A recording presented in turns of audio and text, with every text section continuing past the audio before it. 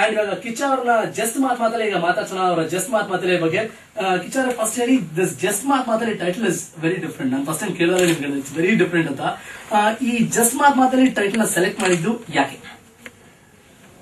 ಇದು ನಾನು ಡೆಲಿಬರೇಟ್ ಆಗಿ ಒಂದು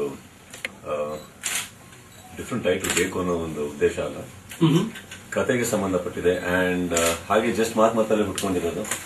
ಅಂಡ್ ಐ ಥಿಂಕ್ ನಾವು ಡೆಲಿಬರೇಟ್ ಆಗಿ ಏನಾದ್ರು ಒಂದು ಮಾಡಬೇಕು ಅಂತ, I mean very over ambitious ಆಗಿ ಹೇಳಕ್ ಹೋದಾಗ I think it has never work for us.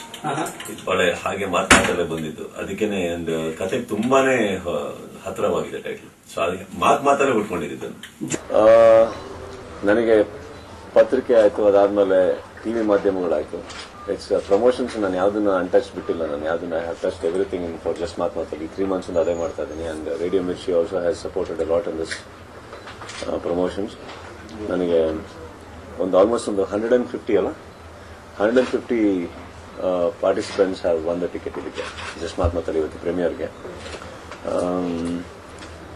Listeners ಎಲ್ಲಿವರೆಗೆ ಚೆನ್ನಾಗಿದ್ದಾರೋ ಅಲ್ಲಿವರೆಗೆ ನನಗೆ ಬ್ರಾಡ್ಕಾಸ್ಟಿಂಗ್ ಮೂಲಕ ಒಳ್ಳೆ ಪಬ್ಲಿಸಿಟಿ ತಗೊಳಕ್ಕೆ ಒಂದು ಪ್ರಯತ್ನ ಅಷ್ಟೇ.